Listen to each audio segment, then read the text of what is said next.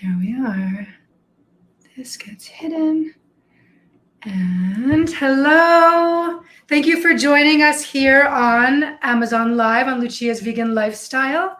I have a special guest today, and I will introduce him in a second, but I just wanted to tell you that if you're watching, please unmute. I hate doing that, but Amazon asks us to ask you to unmute.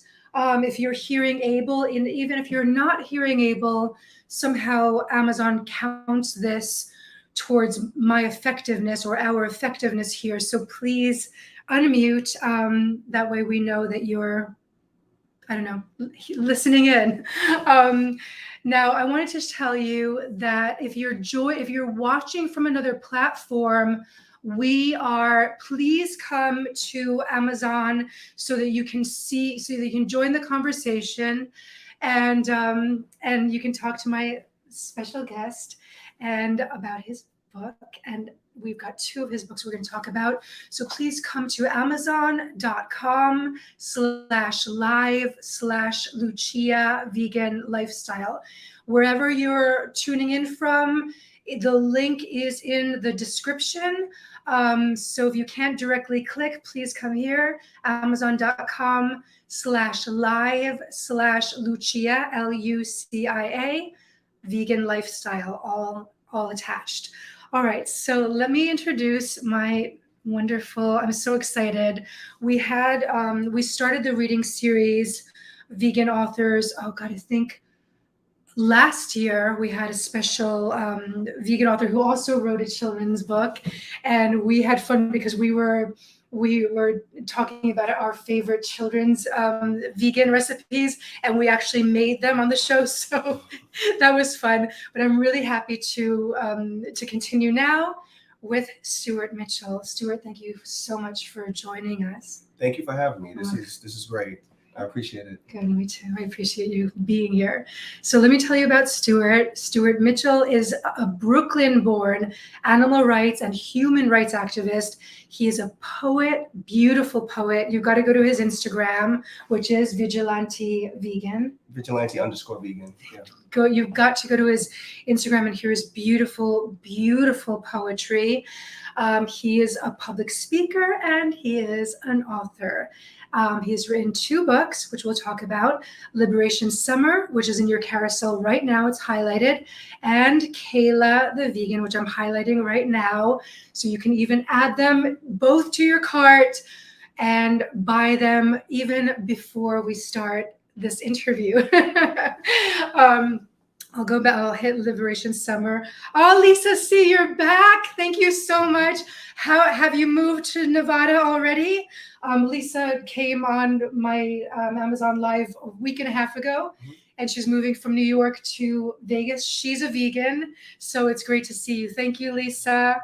And we have Go Brooklyn. I suspect that's Michelle because she's always as an Amazon customer. She was born in Brooklyn, and she is like another top fan of Lucia's Vegan Lifestyle. Beautiful. In general, and she's been really. Michelle, are you fully vegan yet? Because she's being this. We'll talk about this later because something happens in this book that's very special, that reminded me of friendship and community. All right, I'm jumping ahead. Let me finish telling you about Stewart because I'm so excited. 90% vegan. Michelle is 90% vegan. All right. Come on, let's get the other 10%. Yeah, that's right. We're working on it. If I have to come to Las Vegas. Oh, Michelle's in Jersey. Jersey. If I have to come to Jersey. I know where you live. I'm joking. Okay. And Lisa C, yes, she's in Vegas. Congratulations on the move. And she also says, go Brooklyn. Yes. You're the best. I'm adopted by Brooklyn, and Brooklyn has been so kind to me, right? Spread love. It's the Brooklyn way. Yes, absolutely. So I love Brooklyn. Okay, let me finish telling you about Stewart. We're jumping ahead because I'm so excited. So he has written Liberation Summer and Kayla the Vegan, his 2 books, to help children understand the importance of going vegan and having compassion for animals. He also created Voice for Change, an all-inclusive collective liberation advocacy group that uses poetry to convey the message of animal rights and animal liberation. Stewart has won awards from PETA and Woodstock Sanctuary. He currently visits New York City schools as part of Meet the Author events to speak to young children about animal rights and cruelty-free living. Yeah. And that's why I was like, I saw your post on Instagram going into a school, and I was like, what? So I was like, let me see. I didn't know Stewart wrote a book. So I clicked on your link, and I was like, please tell me he sells it on Amazon. And as soon as I saw that, I was like, please come. So again, I'm so glad to have you. Yeah, I'm glad to be here. Thank you. So let's get into the book. Mm-hmm. So this is your second book. And Yes. Kayla the Vegan is your first. I'll put that in the carousel. Yes. Do you want to tell people about Kayla the Vegan and what inspired you to write that book? Sure. Kayla is a book about a young girl who moves from Brooklyn to Atlanta. Mm-hmm. She's a new student in a school in Atlanta that has almost no idea what a vegan is. And kids give her a hard time about it. She's a sixth grader, and she has a hard time adjusting to the school and making friends because she's vegan. So, you know, once one kid teases her, you know, it kind of piles on. But she meets a friend named Brianna who actually helps her to make friends, who's a little compassionate, not, you know, like the bully is also geared towards like anti-bullying, showing how to make friends regardless of like how different we are or things we don't understand. So she makes a friend named Brianna, and Brianna kind of introduces her to other kids in the school, and she talks to them about veganism. She talks to them about compassion for animals and making the connection between the animals that they have at home and the animals that end up on their dinner plate. And of course, like every good book, there's an antagonist. There's a character who gives her a hard time regardless of what it is. And, you know, but it's all about adversity and overcoming those things and trying to get people to see things in a more compassionate light. That's what Kayla's all about. Oh, beautiful. Oh, it's so beautiful. Can't wait to read that. I've read this, and it's such a beautiful book. I'm just... Thank you. Oh my God, you've got to read this book. I mean, it's for kids, but I think this is, I mean, I really enjoyed it as an adult and as a vegan. I've been a vegan for so long that, you know, and not only you're also a human rights advocate, which I am as well. And to me, and I think to you as well, I'll ask you to speak to that. Veganism is part of the entire, let's say, fight to end all oppression. Absolutely. Right. Mm-hmm.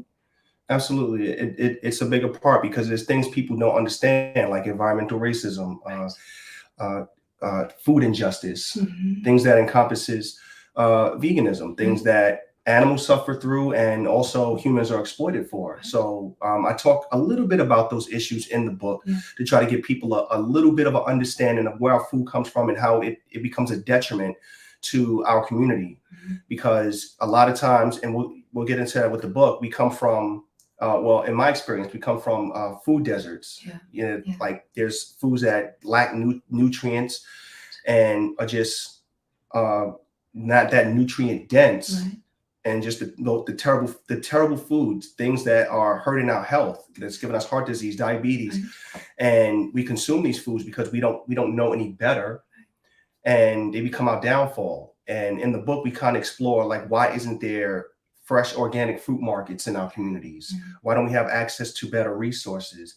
It asks those questions, and the goal with that is to try to get the reader to question that for themselves. Why do I live in this community, or why are only certain things available in my community, as opposed to things that are of nutritional value that I can benefit from? So that was a little bit of what I wanted to get people to think about as well when I wrote the book.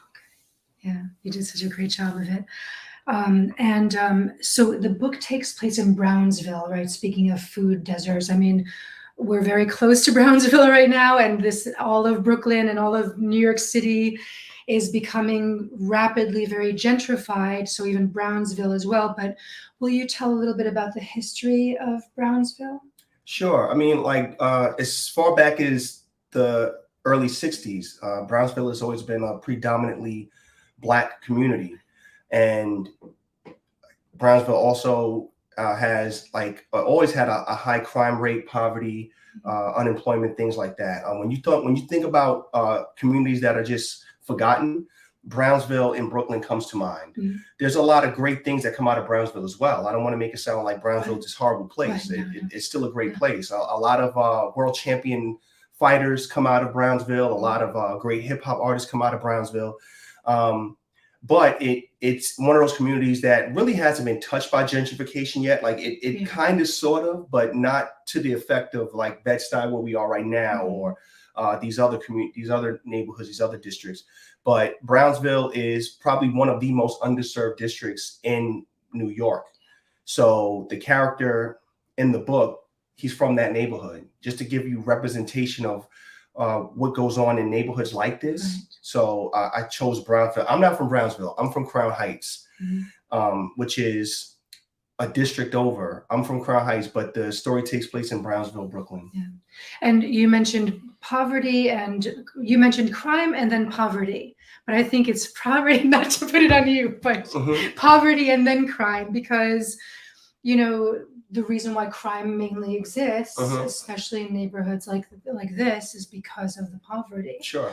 And the thing is that I've discovered, I'm a New Yorker, and, you know, let's say a person of the world, but the thing that I really got so close to that makes me love the neighborhood that here in Brooklyn where I am, is that the people who've been here, as our dear friend Spike says, there's such a beautiful community here. It is neighborly. Mm-hmm. People look out for each other no matter who anyone is. Mm-hmm. People look out. People know each other's, you know, grandkids, great grandkids, cousins, nephews. It's really a family-oriented kind of community, right?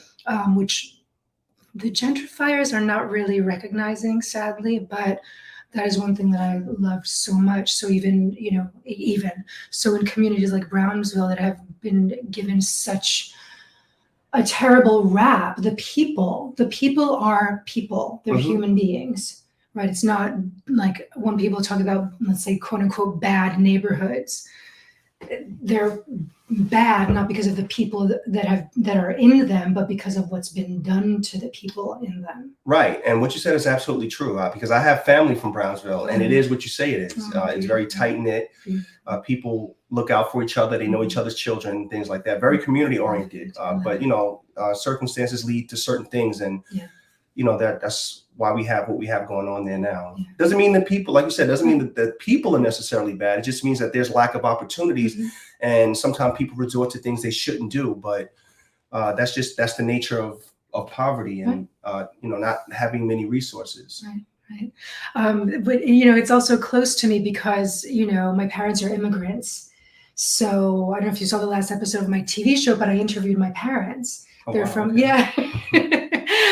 so I wanted to, because it's the holidays, and I want to get to that with you as well, because it's the holidays and it's a time when vegans, people in general, but we're talking about vegans now. So vegans feel challenges, right? Or their families or loved ones or friends that are inviting them over feel challenges.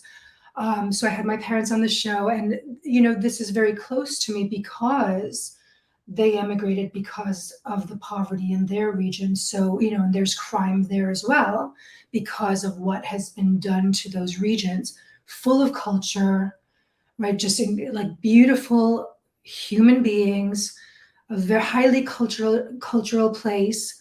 But this is what's been done to the region and to the people. So those are the effects of it. So, this is very close to me as well because of all of these issues, because of all of these elements that you bring to it. So let me see my questions.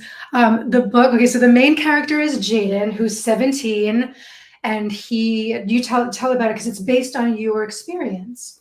Yeah. Okay. Yeah, it's loosely based on my experience, but yeah, Jayden is a 17-year-old young high school kid that has to prepare for college.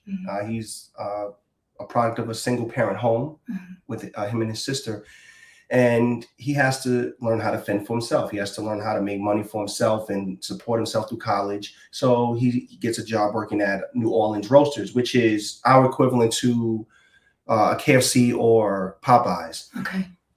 It's there where he discovers animal agriculture, because he starts to question where do we have access to so much food? And when I say food, for the sake of this conversation, I mean chicken. Right. He starts to question where does our food come from? Because in his mind, like me, I thought a farm was just like a open air place, maybe a dozen or so chickens, a cow, a goat, a red barn, like the old McDonald's story. I really thought that this was a farm. I didn't realize that there were these places called factory farms. So in the book, I translate that to Jayden's character, Jayden Young, that there's these places called factory farms. So when he makes that discovery, he's like horrified that such a place would exist, and this is where our food supply comes from, and the torture that these animals go through, and it doesn't sit well with him. So he decides to make a decision to stop eating these animals because he doesn't want to contribute to their harm. And he goes to work with this attitude. He starts questioning his oh my God, his co-workers. Sorry. His co-workers. Yeah. And they don't seem to be bothered by it at all. Like, they're a reflection of society. It's like, listen, we're here to make money. We got to eat. Why do you care? Right. You know? Right. But he goes deeper and deeper down that rabbit hole, and to the point where it's like, listen, I can't do this anymore. I can't leave. You know, he's managed by Felipe, who is money driven. He is career driven. And, you know, his ideology is we have to make money. We have to take care of our families. And Jayden's a young kid. He's like, I don't have to do this. I don't want to do this. And he moves on past that part of his life into other things. Like, he still has, you know, he still realized I have to take care of myself through college, but I can't do it this way. So he moves on to other things in life. I love that. All right. So you've been vegan for how long now? I've been vegan. This is 11 years for me. Amazing. I went vegan. I don't remember the exact date. I'm always surprised by these people that remember the date. Me too. I don't have a vegan-versary. Okay, so we can celebrate together. But it was like somewhere around March or April of 2011. Okay. And I remember sitting down looking at this leg quarter that my wife prepared and saying to myself, like, this is the part of an animal that wanted to live. Yeah. And I'm selfish for eating their body parts. So I didn't eat it that night. I don't remember everything else that was on the plate. I ate everything else. I left the leg quarter, and the next morning, I was on Google, like, looking for recipes and nutrition facts. I never thought about nutrition and protein and fiber and vitamins, and we just ate. I didn't think about that stuff, but it forced me to think about these things and where our nutrients come from. So I was on Google the next day looking for where's the vegan food. I've seen your pizza that you posted on Instagram. Do you have a favorite food that you? If I did, it would probably be wraps, because when I first went vegan, the first thing I made for myself was a kale wrap. And you know, and the fact that you can modernize them, you can make whatever you want. You know, wraps, it's endless. Yeah. But if I had a favorite food, it would probably be that. But I'm not really a foodie vegan, so everything is good to me. But his pizza looked good. Check it out. Vigilante_vegan on Instagram and everywhere, I guess. Or is it the same everywhere? I started a TikTok. I'm following you on TikTok. Okay, yeah, it's one word, Vigilante Vegan, no underscore. Right. And that's really it. Like, I have a Twitter and a Facebook, but I hardly use them. Okay, all right. So Instagram, TikTok, follow him, and hear his beautiful poetry. Look at his delicious looking pizza. And have you added this book to your cart yet? We've got this and Kayla the Vegan, which, if you're just tuning in, you're going to have to watch the replay, because Stewart told us about Kayla the Vegan, which is also a beautiful children's book. And I've read Liberation Summer myself. It is a beautiful book intended for kids, but it is beautiful to read even as an adult, I've been vegan since 1996, vegetarian since age 12, then vegan in 96. And this is a beautiful book for me as well. So, and I love, I need to mention, well, I love the size of the print because it's also good for aunties to read to their whomever, nieces, grandnephews, anybody they need to read it to, even themselves. So the print is a good size for kids and aunties who need to put their glasses on. So, but you know what? There's everything I love about this book, but one thing I loved as well is because vegans we're given such a hard time.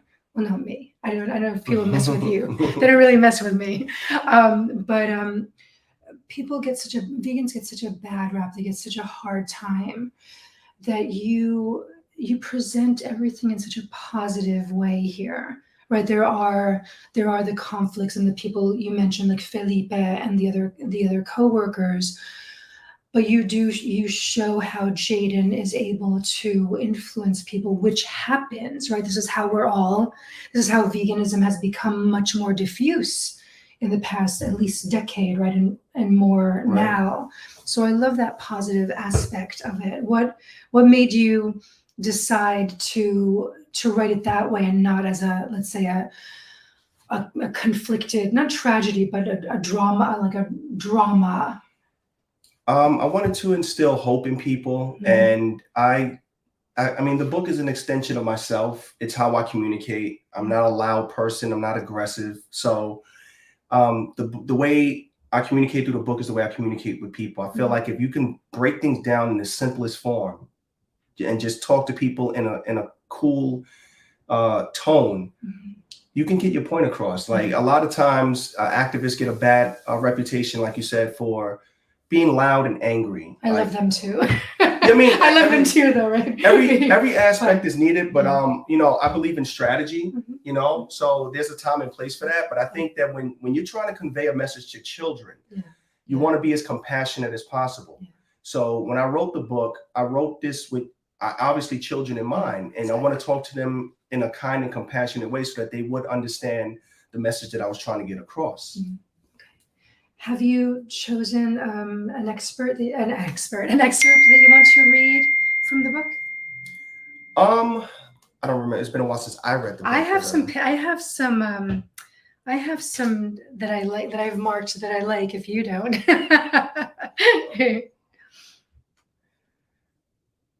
Okay, yeah, it's chapter 6. Where is the compassion? Okay. This is a pivotal moment in Jayden's life, because this is where he starts to understand the information that he was getting, and when he decided to actually do something about it. Okay, should I start? Yeah. Okay. Shortly after watching the videos on animal cruelty, Jayden showed up for his shift at the restaurant. He was still in shock from what he had seen and trying to process the information while also attending to his job duties. He was starting to see the connection between the helpless, innocent animals and a horrific process that they underwent to become a meal on someone's dinner table. Mike came into the prep area where Jayden was seasoning the chicken pieces. He took a tray of chicken that Jayden had already prepared. Hey, Mike, do you ever think about how this chicken we're serving to customers was once a living being? Jayden asked. Mike rolled his eyes. Jayden, what's with you and these questions about chicken all of a sudden? He picked up the tray and headed back toward the kitchen. Bro, I don't know, and I really don't care, to be honest, he said as he walked away. That's Mike.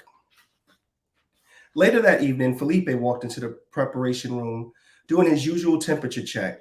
Jayden paused for a second and asked him, Felipe, have you ever seen a factory farm video? Yeah, I've seen a few, he answered while checking the coolers. How do you feel about them? Asked Jayden.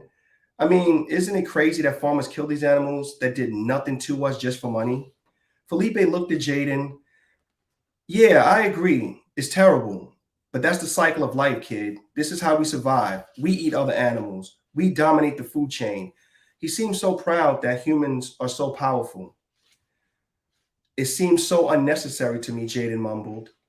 It's not unnecessary when you have a family to feed, said Felipe. What's gotten into you lately, Jay? This is how we make our money and keep food on the table. He headed back toward the front of the restaurant. Get back to work. Keep those chickens coming. Hours later, Jayden's shift was over and he was heading home. Mike called out to him from the kitchen area. Yo, Jay, don't forget your meal. I left a box for you in the warmer. Jayden, his face buried in his phone, watching more like videos, replied, "I'm good. I'm going to skip the meal tonight. Thanks." Mike was surprised. He knew how much Jayden enjoyed the chicken dinners because he took one every night.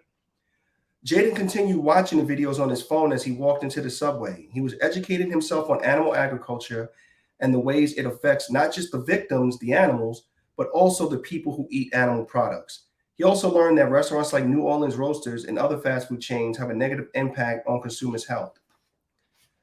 He always noticed how slow and heavy he felt after eating the chicken dinners from the restaurant. The unwanted pounds he had gained were more proof of what he was reading. Unhealthy weight gain could lead to obesity and other serious health problems. He learned that a huge reason why almost 700,000 Americans die from heart disease is their consumption of meat, dairy, and fast food. He thought about his neighborhood and what type of businesses flourished there. The statistics started to add up. The fast food that caused illnesses like heart disease mainly affected poor communities, and Jayden's neighborhood was jam-packed with many different fast food restaurants. The information both angered and saddened him. Not only were animals being horribly affected by the restaurants and by the agriculture industry, his neighborhood was being negatively affected too. I just want to point out that in this chapter, I am totally against body shaming. I'm totally against fat shaming. But I do bring attention to the plight of people with obesity because it's very important. Some people are big and healthy, and then some people are big and unhealthy. Right. Or skinny and unhealthy. Right. So I'm just bringing awareness to the plight of the things that happen in the community as a result of the foods we eat. Right. So it's interesting because there's a scene with Jayden and his mom, and this is a conversation that comes up. I've noticed it mainly on Twitter for some reason. That when Jayden points out to his mother that this is why his grandfather is having such a hard time with his health, his mother gets offended because she thinks that Jayden is insulting their culture, right, and their heritage. And this comes up often, that veganism is elitist, that it's the colonizing. And again, if you saw my episode with my parents, I want to have them again because there's so much to cover here. Largely impoverished places. My mother always jokes that she was forced to be vegan because they didn't have. I'm like, no, veganism is an ethical choice. So maybe you were eating plants mainly, but can you speak to that a bit about the cultural aspect and tradition and how people feel kind of trepidation that it will be, that they'll be losing their identity if they go vegan? Well, yeah, culture is a really big reason why people won't go vegan. Family gatherings, holidays, social gatherings, work relations. Right. A lot of those things happen or centered around eating and food. So you don't want to be that person at Thanksgiving that doesn't eat turkey. You don't want to be that person at the barbecue that doesn't eat ribs or burgers or, whatever they serve at the barbecue. And I think that hurts a lot of people. Yeah. And they don't want to be like the odd person out a lot of times. Right. So I think that's a big factor. But if you look at our history and our culture as a people, so-called African-American people, like we hundreds of years ago thrived on plant-based diets. You look at the Rastafarian movement, they thrive on plant-based diets. Yeah. Veganism is not new to us. The term vegan is new, but we've been eating this way for thousands of years. It's who we are. It's just somewhere along the line, we lost that. And now we just accept what's given to us. And I think that in turn becomes our culture, becomes a new way of living. And people don't want to separate themselves from that, unfortunately. But you had touched on something before we got on the air, and the fact that African Americans are the fastest growing demographic of vegans in the United States. And I think that's because they're starting to become aware of how these foods impact us in a negative way. And veganism has showed us that you can have all of these delicious foods, be plant-based, be healthy without hurting yourself. and our history in this country with diabetes, heart disease. Like we are at the top of all of those lists when it comes to these health issues. It's always African Americans. How do we reverse that? It has to start through the food. So I think a lot of us are starting to see that we don't want to take pills and medication, and we're starting to realize the best way to reverse diabetes and all these other illnesses is by eating what we were intended to eat, foods that come from the ground up. So yeah. It's so stupid. I recently, I've been on a diet since March. I don't know if you know this, but I had breast cancer last year. No. So and I've mentioned this before. I had gotten so fat for me. I wasn't feeling healthy. So when I was diagnosed, I was like, oh my God, I need to get I'm a healthy vegan, right? But my thing was I was eating too many nuts, things like that. Not too healthy, but just eating too much. So I started to modify my diet. I'm working with an ethical vegan dietitian nutritionist, and starting to relearn, right? Because as vegans there are things that we know and we've learned, but now I had to relearn things or learn new things to modify my already healthy vegan lifestyle. So I was looking at, foods with protein, and I love greens. I could eat if you give me greens or chocolate cake, it's going to be a really tough decision for me, but I'll probably go for the greens because I love them so much. So I started eating more collards because I didn't know.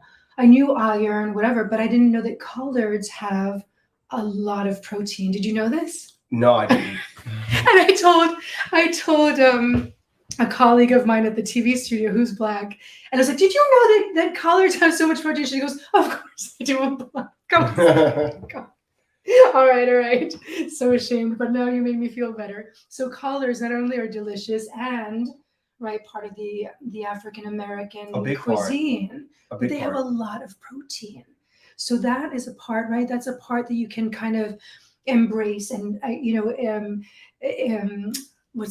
increase your intake, right? Yeah. So that you're still embracing the culture if you want. If you're scared of leaving it because of the animal, the animal consumption, but embrace those aspects that are vegetable based. So speaking of, I know I could talk to you for hours about this, but the holidays are coming up.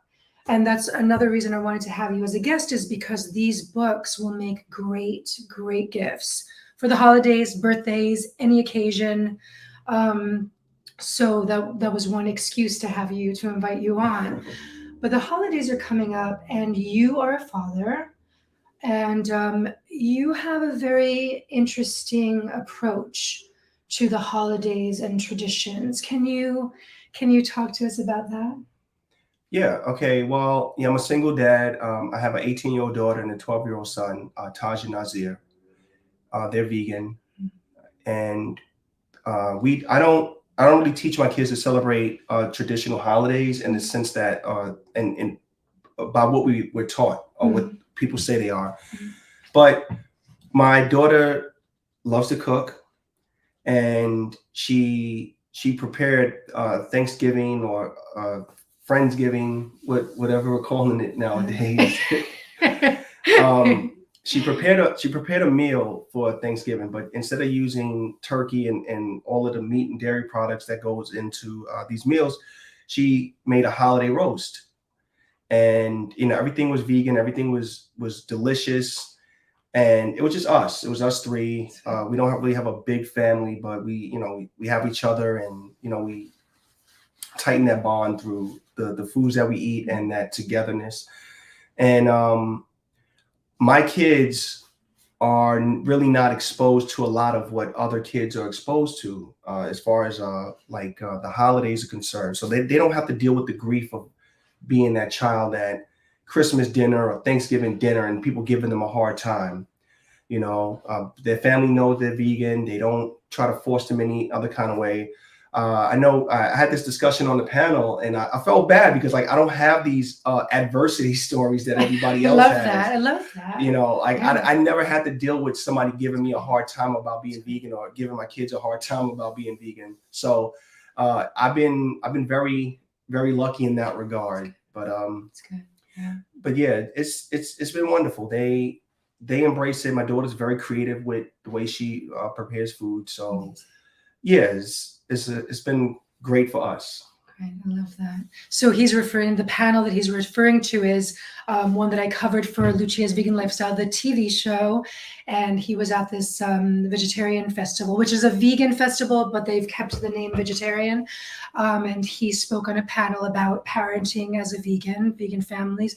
And you said something beautiful, is that I think if I paraphrase correctly, that you just start new traditions. Yeah.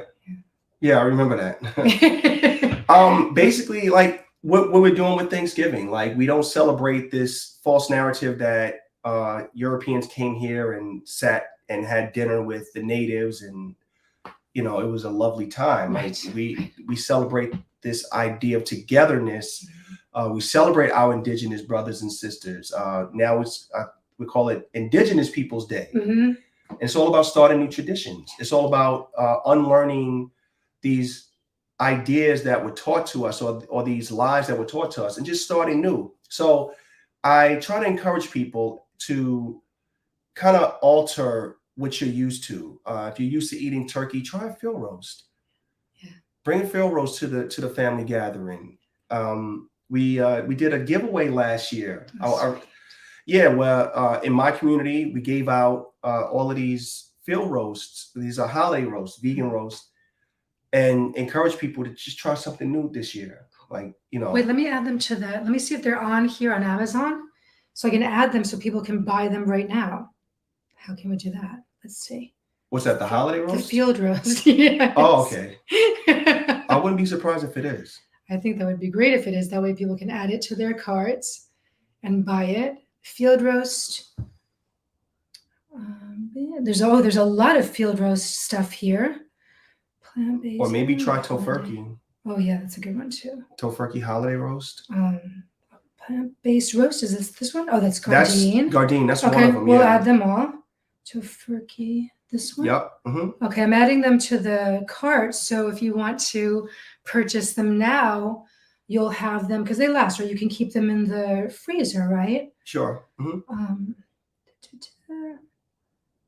There's so much. I'm looking at jerky, like all of these things.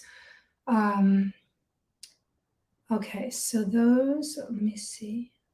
Holiday roast. I'm scared if I put holiday roast. No, I'm scared if I put holiday roast, what might come up? That might not be vegan. Or I guess you could tell your listeners vegan holiday roast. Yeah, field roast. I'm reading down. This brand has so much. Let me see if I can put holiday. Sausages. Yeah. All right, you know what I will do? I will put them, if you want to go, well, these two are in there now. Let me highlight them for you. So there's the Gardein there, and here is the tofurkey, which is, I have a very fond story about this. When I went vegetarian at age 12, my mother surprised me with a tofurkey at Thanksgiving. Oh wow! And nice. And I was like stupefied. I was like, "What is this?" And she's like, "It's the turkey for you, the vegetarian one, no animals." So cute. So I have very fond memories of tofurkey. So that now let's get back to the book. I think unless there's any, does anyone have questions for Stewart? Do you want to ask about the books, or or any questions for him? I think everybody just cheered us on in the beginning, and now we're just listening in. Okay, so I just wanted to say, one last thing, because it's the holidays and people are looking for gifts and stuff, right? You don't have to mention brands, but Jayden and Tristan are sneakerheads. Yeah. So what materials that are not animal leather can you tell our viewers materials to look for that things can be made of? Microfibers, hemp, they zirconian Asics, and I mean they were ahead of their time because they were making vegan and they called them vegan sneakers, and they were made from hemp. They were made from materials that kind of have the look and texture of suede and leather. Okay, yeah, I'm gonna pull those up. But they were made from more sustainable fabrics, not leather, not suede, which most sneakers are made from. Yeah. And Nike, like you said, we don't have to say brands, but Nike just released a brand a couple of years ago called Space Hippie. Oh, I didn't know this. Yeah. Their sneakers are made from upcycled trash. Oh, God. Yeah, so it's I love that. Yeah, it's like this whole wave of sustainability and I love that. And not using newer products to make sneakers. It leaves like a less carbon footprint, which is great.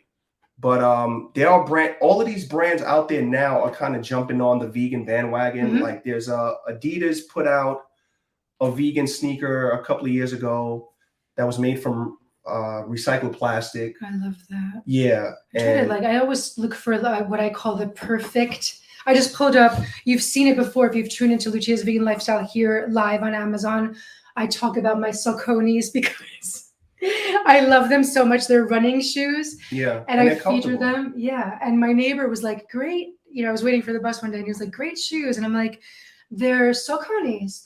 And he's like, and I said, they're vegan. Because I always do, right? Vegan. I always have to say vegan. And he goes, those aren't vegan, they're Saucony. I'm like, they're Saucony vegan. Like, why can't they be vegan if they're a brand that you recognize? Right. Vegan is not obscure. It's like, right. So I'll pull those up if you want to get running shoes. I've had mine for like, I think over a year now. I probably should get another pair, but they are amazing. They're comfy. I think they're pretty. They're cute. So there we go. But let's get back to the books so people can add those to their cart if they haven't yet. And thank you so much for coming and being here with us and reading from the book and writing these books. Thank you. This is fun. I'm glad I'm here. Like you said, we could talk forever. Yeah. Well, if you'll give me the honor, I would love to have you again. Oh, sure, absolutely. Great. All right. Thanks so much. And thanks for tuning in. Don't forget to hit the follow button because I will be having more authors. I have another author coming next week. Another vegan author who's written a trilogy of books that I'm just reading now. And so don't forget to hit follow, and I will be announcing that soon. And then you can hit the notifications so you'll be reminded to join us when we go live. Thank you so much, and we will see you soon.